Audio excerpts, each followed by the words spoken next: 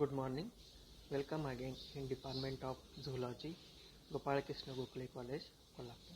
In a previous lecture, we see the DNA definition and introductory part of DNA replication.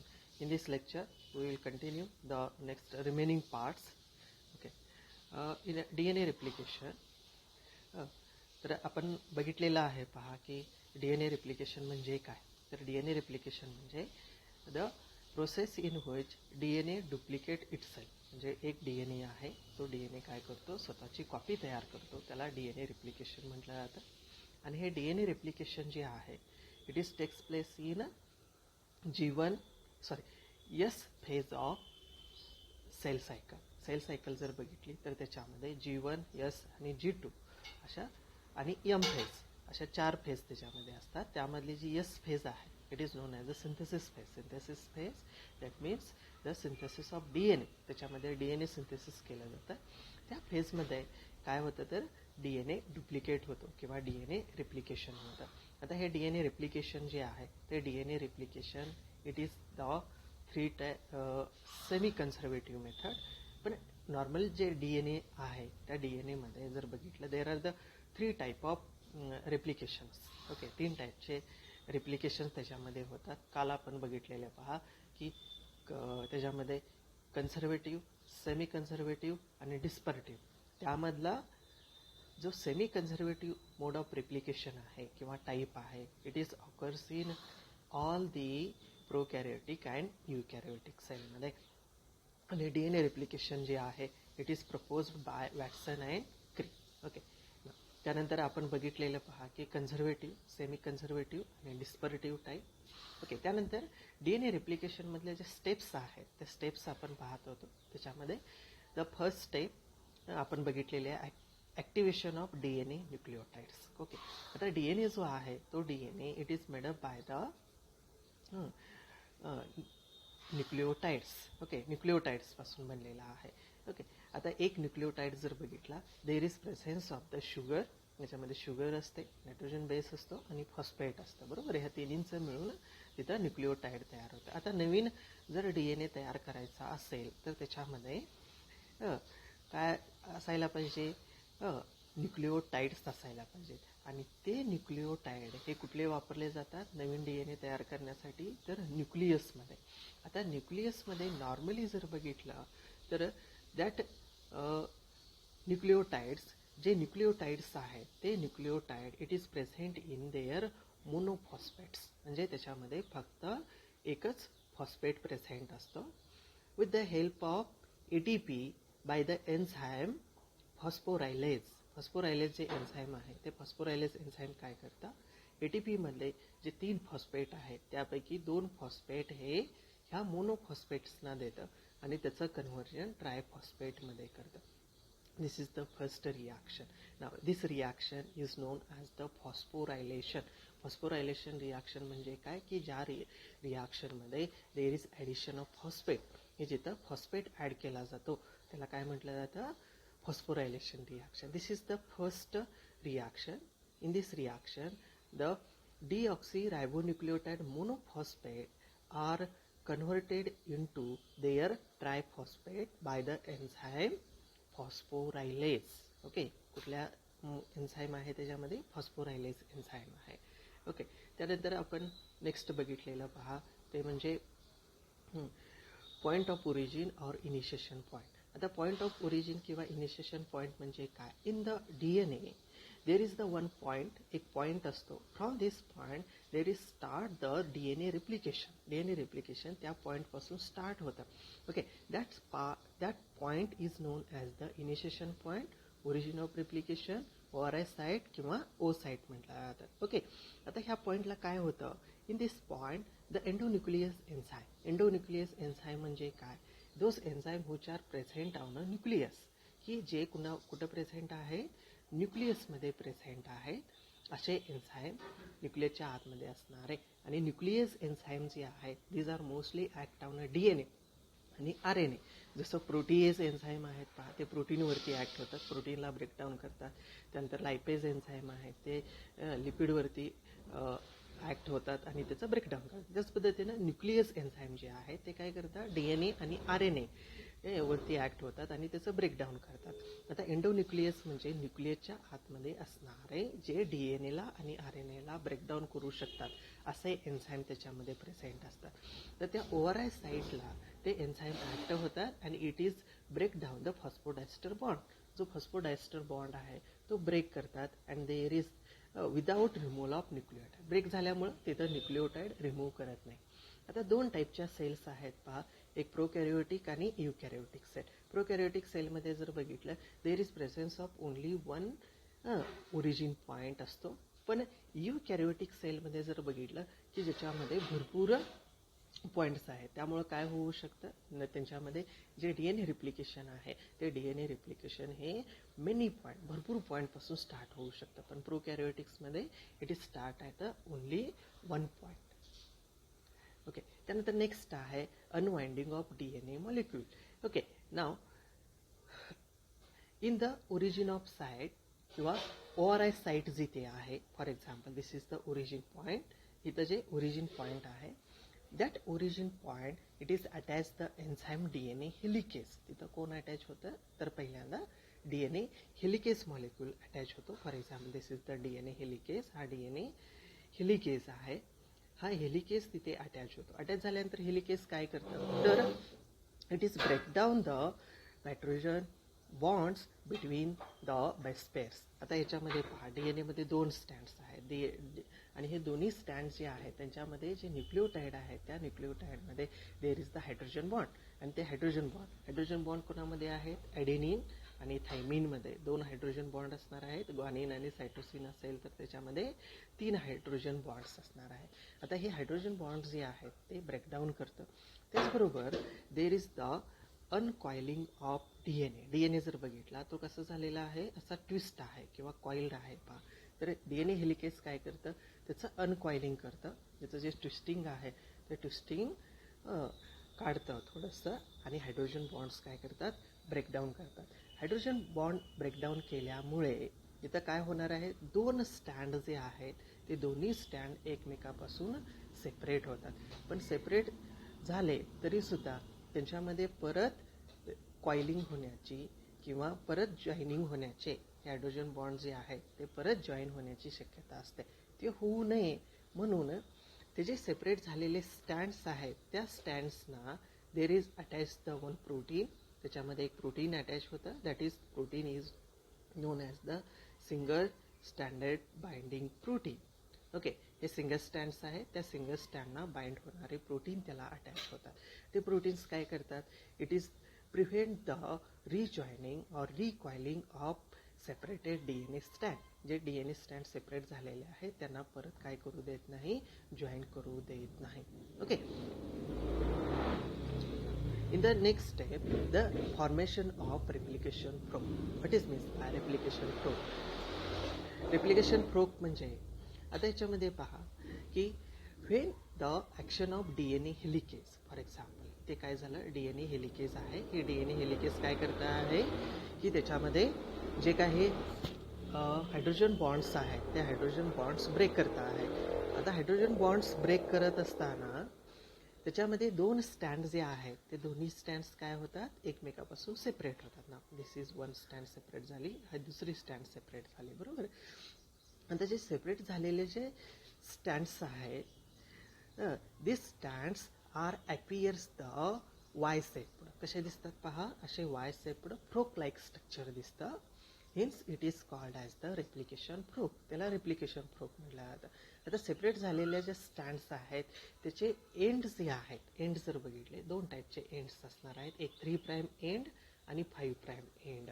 Okay, G 3' एंडची separate झालेली जी stands आहे त्याला template leading template म्हटलं जातं आणि जी 5' separate झालेली जी stand आहे त्याला लॅगिंग टेम्पलेट म्हटलं जातं. ओके, लक्षात राहील की 3' जी सेपरेट झालेली स्टँड आहे त्याला काय म्हणायचं, लीडिंग टेम्पलेट, आणि 5' जी सेपरेट झालेली आहे त्याला लॅगिंग टेम्पलेट म्हटलं जातं.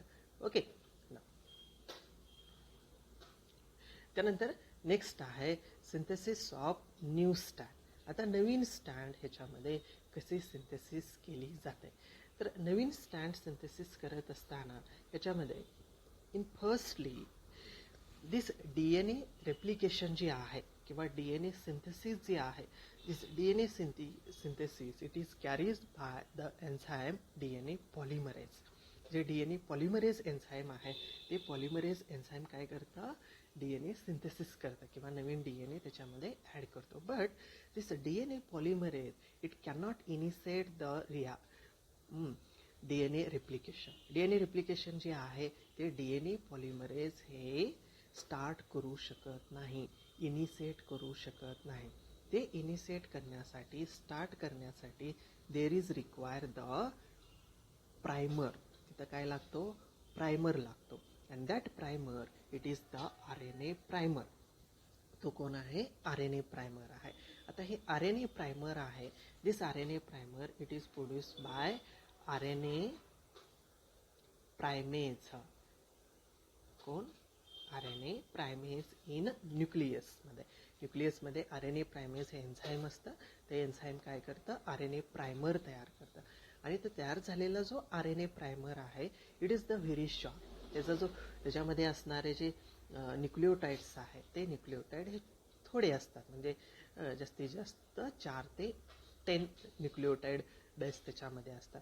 ना दिस RNA प्रायमर, जो RNA प्रायमर आहे, दिस RNA primer it is bind at the 3' end.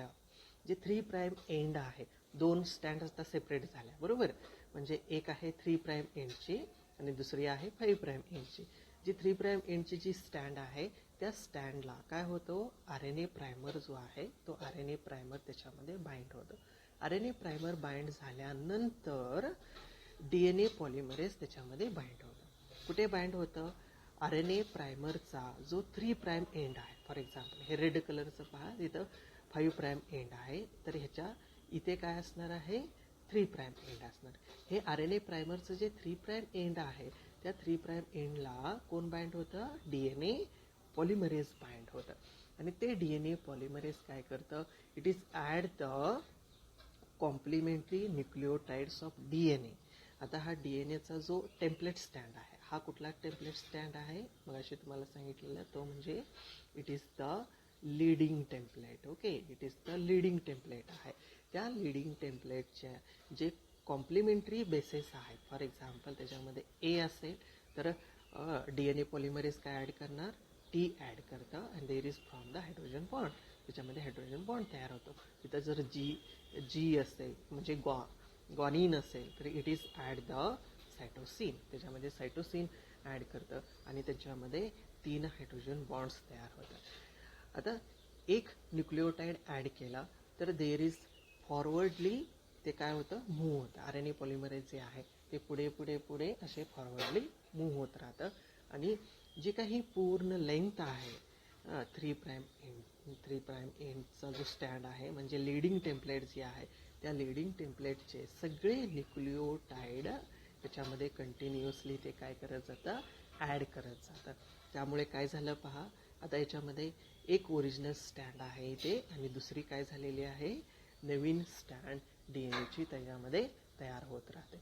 Okay ना, तर याच्यामध्ये पहा की each separated stand act as the mold or template for synthesis of new complementary stand.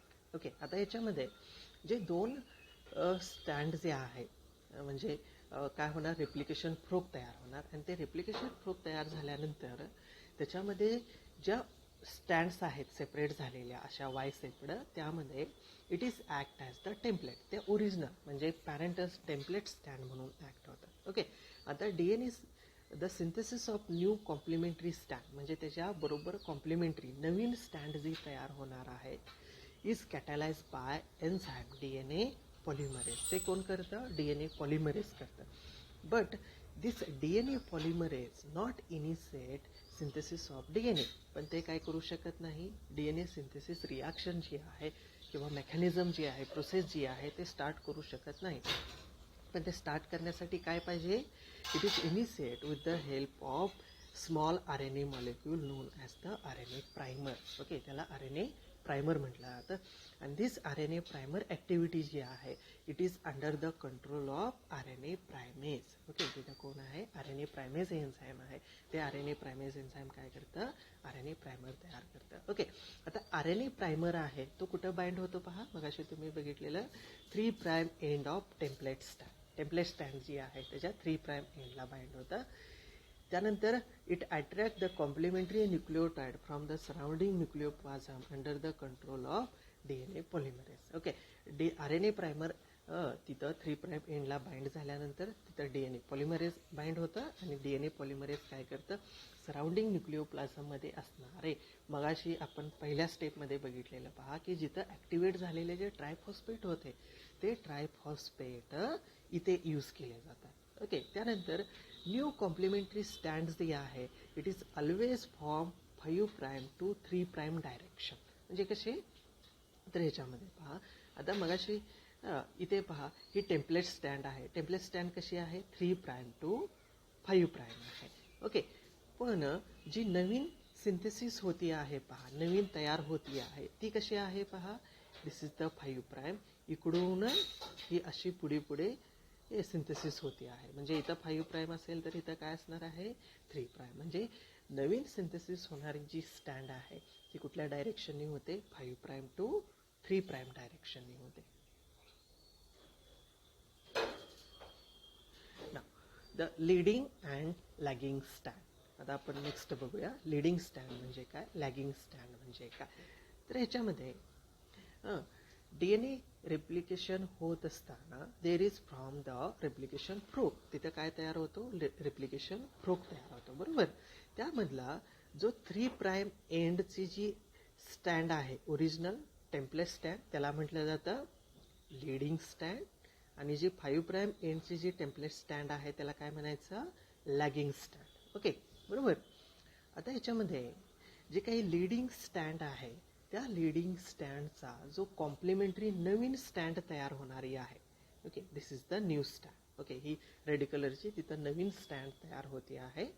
Now this stand is called as the leading stand. Okay, त्याला काय म्हणायचं? Leading stand. Leading template जी आहे ते ओरिजिनल पॅरेंटल स्टँड आणि नवीन तयार होणार आहे ती लीडिंग स्टँड. टेम्पलेट म्हणजे ओरिजिनल किंवा पॅरेंटल आपण त्याला म्हणतो आणि स्टँड्स म्हणजे काय? नवीन तयार होणारे. तसंच त्याच्यामध्ये 5' एंडची जी ओरिजिनल स्टँड आहे पॅरेंटल स्टँड आहे त्याला काय म्हटलं जातं? लॅगिंग टेम्पलेट म्हटलं जातं. आणि त्याच्यावरती नवीन तयार होणारी जी आहे त्याला काय म्हणायचं? Lagging stand. ओके, हे that is the lagging stand म्हटलं जातं. बरोबर ना. आता ह्याच्यामध्ये पहा की नाव द DNA रेप्लिकेशन किंवा DNA सिंथेसिस जे आहे इन अ लीडिंग स्टँड. आता तुम्ही डायग्राममध्ये बघितलेलं असेल की लीडिंग स्टँडमध्ये जर बघितलं त्याचा जो कॉम्प्लिमेंटरी तयार लीडिंग टेम्पलेट जे आहे त्याचा कॉम्प्लिमेंटरी जो तयार होणार आहे leading stand it is synthesis continuous. ते कसं होतं आहे पहा? कंटिन्युअस होतं आहे. But at the lagging template, पण लॅगिंग टेम्पलेट जो आहे त्याचा नवीन तयार होणारा जो कॉम्प्लिमेंटरी स्टँड आहे म्हणजे लॅगिंग स्टँड जे आहे इट इज नॉट कंटिन्युअस. ते कंटिन्युअस होत नाही. तर तिथे काय तयार झालेत पहा? असे छोटे छोटे फ्रॅगमेंट्स तयार होतात, तुकडे तयार होतात. Now that fragments are known as the Okazaki fragments. Okay, त्यांना काय म्हटलं जातं? ओक्झॅकी फ्रॅगमेंट्स म्हटलं जातं. ओके, तर एवढा पार्ट लक्षात ठेवा. द टेम्पलेट स्टँड 3' end is called as the leading template. बरोबर, अँड द टेम्पलेट स्टँड with 5' end is called as the lagging template. बरोबर.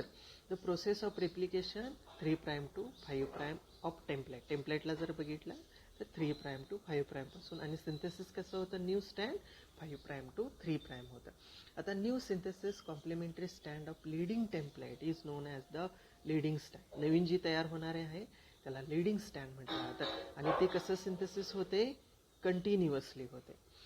आणि new synthesized complementary stand of lagging template जे आहे it is called as the lagging stand.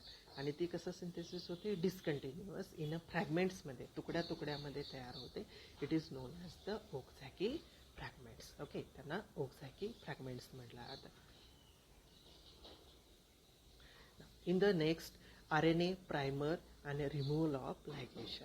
आता ह्याच्यामध्ये तुम्ही बघितलेलं असेल की there is the RNA primer, पण इथे जे रेप्लिकेशन होत असताना तिथं कुठली स्टँड तयार होते, DNAची. त्यामुळं प्रायमर जे आहे ते primer it is the primer कसे आहे, RNAचे आहे, RNA न्यूक्लिओटाईड आहेत. त्यामुळं there is the one enzyme, तिथे एक एन्झाईम असतं. This enzyme is DNA. This enzyme it is the DNA polymerase. जे DNA पॉलिमरेज एन्झाईम आहे ते दुसरं म्हणजे जे DNA पॉलिमरेज सिंथेसिस करणार आहे ते नाही, तर DNA पॉलिमरेज फर्स्ट जे आहे ते इन अ प्रोकॅरियोटिक सेलमध्ये आणि DNA पॉलिमरेज अल्फा इन युकॅरियोटिक सेलमध्ये. ते काय करतं, जिथं जिथं RNA प्रायमर अटॅच झालेले आहेत ते RNA प्रायमरचे RNA न्यूक्लिओटाईड काढून टाकतं आणि त्याच्यामध्ये DNA न्यूक्लिओटाईड ॲड करतं. ओके, ना this is known as the removal of RNA primer. Okay, त्याला रिमूव्हल ऑफ RNA प्रायमर म्हटलं जातं. जे सगळे प्रायमर आहेत ते सगळे प्रायमर नंतर DNA न्यूक्लिओटाईडनी काढून टाकले जातात. त्यामुळे तिथं काय होणार आहे, पूर्णपणे एक DNAचा नवीन स्टँड तिथं तयार होतं. आता तयार झालेले जे ओक्झॅकी फ्रॅगमेंट्स आहेत म्हणजे छोटे छोटे जे फ्रॅगमेंट्स होते पहा, ते सगळे फ्रॅगमेंट एकमेकांना कनेक्ट करण्याचं, जॉईन करण्याचं काम देर इज द DNA लायगेज करतं. ओके, DNA लायगेशन करण्याचं म्हणजे जॉईन करण्याचं काम हे DNA लायगेज करतं.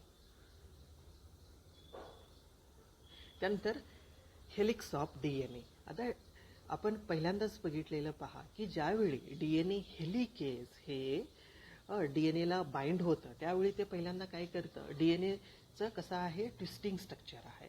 ओके, असं कॉईल झालेलं स्ट्रक्चर आहे. ते कॉईल झालेलं स्ट्रक्चर ते काय करतं, अनकॉइलिंग करतं. ओके, त्यामुळं काय होणार आहे, DNA स्टँड असा त्याच्यापासून दोन्ही स्टँड हे एकमेकापासून सेपरेट होतात. आता नवीन तयार झालेली जी स्टँड आहे ती स्टँड ही कशी असणार आहे पहा, it is the in a uncoiled, coil झालेलं नसणार आहे त्याच्यामध्ये किंवा हेलिक्स त्याच्यामध्ये नसणार आहे. पण नॉर्मल DNA जर आपण बघितला तर तो कसा आहे, डबल स्टँडर्ड आहे आणि हेलिकल आहे, म्हणजे त्याच्यामध्ये काय झालेलं आहे, असं कॉइलिंग झालेलं आहे. बरोबर. आता नवीन तयार झालेले जे DNA आहे ते आता कसे आहेत, असे long, there is no coiling, त्याच्यामध्ये कॉइलिंग नाही आहे, ट्विस्टिंग नाही आहे. तर नवीन तयार झाल्यानंतर जे नवीन तयार झालेले DNA आहेत ते DNA मध्ये परत कॉइलिंग करण्याचं, ओके, परत आहे असं जसं ओरिजिनल DNA मध्ये ट्विस्टिंग होतं तसं ट्विस्टिंग तयार करण्याचं काम कोण करतं, तर DNA gyrase, it is known as the topoisomerase करतं. It is enzyme from double helix to from the daughter DNA molecule. म्हणजे तयार झालेले जे दोन डॉटर DNA आहेत त्यांच्यामध्ये कॉइलिंग करण्याचं, सुपर कॉइलिंग करण्याचं काम हे DNA गायरेज करतं. ओके, फॉर एक्झाम्पल आता इथे पहा हा DNA आहे, त्याच्यामध्ये काही नाही आहे पहा, कॉइलिंग नाही आहे. तर ते DNA गायरेज काय करतं, त्याच्यामध्ये असा जो स्टँड आहे तो स्टँड असा कॉइल करतो. ओके, की जसा ओरिजिनल DNA असतो त्या ओरिजिनल DNAच्या स्ट्रक्चरसारखं त्याच्यामध्ये तयार केलं जातं. त्यानंतर रेप्लिकेशन इन प्रोकॅरियोट्स. आता प्रोकॅरियोटिक्स जर बघितले तर DNA रेप्लिकेशन इन युकॅरियोटिक आणि प्रोकॅरियोटिकमध्ये वेगवेगळं आहे. इन प्रोकॅरियोटिकमध्ये का वेगवेगळं होतं, तर प्रोकॅरियोटिक्स जर बघितले तर त्या प्रोकॅरियोटिक्समध्ये देर इज नो न्यूक्लियस, त्याच्यामध्ये न्यूक्लियस नाही आहे. आणि दुसरं महत्त्वाचं म्हणजे जो DNA प्रोकॅरियोटिक्समध्ये असतो it is the circular DNA, असा सर्क्युलर DNA असतो. पण युकॅरियोटिक्समध्ये बघितलं दिस DNA it is the linear, तो लिनियर DNA आहे. ओके, आता जो सर्क्युलर DNA आहे आणि आणखी एक आपण पहिल्याच पॉईंटमध्ये बघितलेलं पहा की द ओरिजिन ऑफ रेप्लिकेशन जे आहे, the origin of replication in a prokaryotic cell it is only one, एकच आहे. त्यामुळे DNA replication it is start at only one point, ते एकाच पॉईंटपासून स्टार्ट होतं. फॉर एक्झाम्पल आता ह्याच्यामध्ये ह्या डायग्राममध्ये पहा की इथं काय आहे, हा DNA आहे एखाद्या बॅक्टेरियाचा किंवा प्रोकॅरियोटिक सेलचा. कसा आहे, तो सर्क्युलर आहे, असा गोल आहे. आपण मगाशी डायग्राम बघितल्या त्या कशा होत्या पहा, अशा होत्या. ओके, अशा लिनियर होत्या, म्हणजे ते युकॅरियोटिक्समध्ये. प्रोकॅरियोटिक्समध्ये DNA जो आहे तो कसा असतो, circular and the double standard असतो आणि त्याच्यामध्ये एकच ओरिजिन ऑफ रेप्लिकेशन असतं. ह्या आता जी DNA रेप्लिकेशन प्रोसेस जी आहे ती प्रोसेस प्रोकॅरियोटिक सेलमध्ये सेमच होते. म्हणजे जसं युकॅरियोटिक्समध्ये होतं सगळे मेकॅनिझम सेमच ह्याच्यामध्ये होतात. आता हे प्रोकॅरियोटिक्समध्ये DNA रेप्लिकेशन होत असताना एकाच पॉईंटपासून होणार आहे. Okay, for example origin point एकच असल्यामुळे एकाच पॉईंटपासून स्टार्ट होतं in a bidirectional, 2 direction. इथे पहा, इकडे पण DNA रेप्लिकेशन होतं, इकडे पण DNA replication. Bidirectionally DNA replication त्याच्यामध्ये स्टार्ट होतं. आता हे DNA रेप्लिकेशन होत असताना काय होतं, DNA हा सर्क्युलर आहे. ॲट द मिडल ज्यावेळी DNA रेप्लिकेशन चालू असतं त्यावेळी it is appears like the sine theta. जसं थिटा साईन असतं पहा, इथे पहा ही एक स्टँड आहे, आता इथं नवीन तयार होते आहे. ओके, हे लॅगिंग स्टँड आहे, त्या लॅगिंग स्टँड इकडे खाली आली. ओके, आणि इथं काय होतं, it is appears like the theta. जसं आपल्या मॅथमॅटिकलमध्ये साईन असतं पहा थिटाचं, ग्रीक लेटर थिटा जो आहे त्यासारखं ते स्ट्रक्चर दिसतं. म्हणून रेप्लिकेशन इन प्रोकॅरियोटिकमध्ये जे काही रेप्लिकेशन होतं, दिस रेप्लिकेशन इट इज द, ते कसं आहे, थिटा रेप्लिकेशन. ओके, त्याला थिटा रेप्लिकेशन म्हटलं जातं. हे लक्षात ठेवा फक्त. आणि सगळी बाकीची प्रोसेस आहे ती सेम होते, फक्त दिसायला कसं दिसतं ते थिटा साईन सारखं दिसतं, म्हणून त्याला थिटा रेप्लिकेशन म्हटलं जातं. ना formation of daughter DNA molecules. Okay, आता नवीन तयार होणारे जे काही DNA आहे किंवा नवीन तयार होणारा जो डॉटर DNA आहे ते कसे असतात, तर त्याच्यामध्ये तीच DNA रेप्लिकेशन अगोदरच आपण बघितलेलं आहे पहा, की जे DNA रेप्लिकेशन आहे ते DNA रेप्लिकेशन कसं आहे, कुठल्या टाईपचं आहे, it is the semi conservative. Okay, तर हे DNA रेप्लिकेशन हे प्रोकॅरियोटिक्समध्ये असू दे किंवा युकॅरियोटिक्समध्ये असू दे, तर त्याच्यामध्ये जर आपण बघितलं, देर is the one parental stand, एक पॅरेंटल स्टँड आहे. ते पॅरेंटल स्टँडमधले दोन्ही स्टँड्स काय होतात, एकमेकापासून सेपरेट होतात. आणि सेपरेट झाल्यानंतर काय झालेलं आहे, देर इज फॉर्म द, तिथं काय होतं पहा, की one new stand is form. He Naveen stand आहे, ही नवीन स्टँड आहे. आणि साईडचे जे रेड कलरचे आहेत ते ओरिजिनल स्टँड म्हणजे पॅरेंटल स्टँड आहे. इथे काय होतं पहा, द 50% पार्ट, ह्या हे पूर्ण जर आपण एक नवीन स्टँड बघितली, त्या नवीन स्टँडमध्ये 50% पार्ट कुणाचा आहे, पॅरेंटचा आहे. आणि 50% पार्ट कसा आहे, नवीन तयार झालेला आहे. ओके, त्यामुळं in each daughter DNA molecule, जो प्रत्येक डॉटर DNA मॉलिक्यूल आहे त्या प्रत्येक daughter DNA मॉलिक्यूलमध्ये 50% part of the parental DNA, तो पॅरेंटल DNA असतो. आणि 50% पार्ट हा नवीन तयार झालेला असतो. हिन्स म्हणून दिस टाईप ऑफ रेप्लिकेशन, ह्या टाईपचं जे रेप्लिकेशन आहे, this type of replication is known as semi conservative replication. त्याला सेमी कन्झर्वेटिव्ह रेप्लिकेशन म्हटलं जातं. का, सेमी मीन्स हाफ, त्याच्यामध्ये हाफ पार्ट आहे. आणि कन्झर्वेटिव्ह म्हणजे संवर्धन करणं. तर ह्याच्यामध्ये काय होतं पहा, प्रत्येक जी डॉटर स्टँड आहे त्या डॉटर स्टँडमध्ये 50% किंवा हाफ पार्ट जो आहे तो पॅरेंटचा काय केला जातो, कन्झर्व केला जातो आहे, असा स्टोरेज केला जातो. आणि हाफ पार्ट जो आहे तो काय होतो, नवीन तयार होतो. Okay, at the end of DNA replication 2 daughter DNA molecules are form, 2 तयार होतात. In each stand one stand is parental and other stand is totally newly synthesis, नवीन तयार होते. Thus 50% is contributed by the parent, hence it is describe as the semi conservative. त्याच्यामध्ये 50% part आहे तो पॅरेंटचा आहे आणि 50% नवीन तयार झालेला आहे, म्हणून त्याला काय म्हटलं जातं, तर दिस DNA replication it is the semi conservative type. Okay, तर इथे आपण थांबूया, राहिलेला पार्ट आपण नेक्स्ट लेक्चरला बघूया.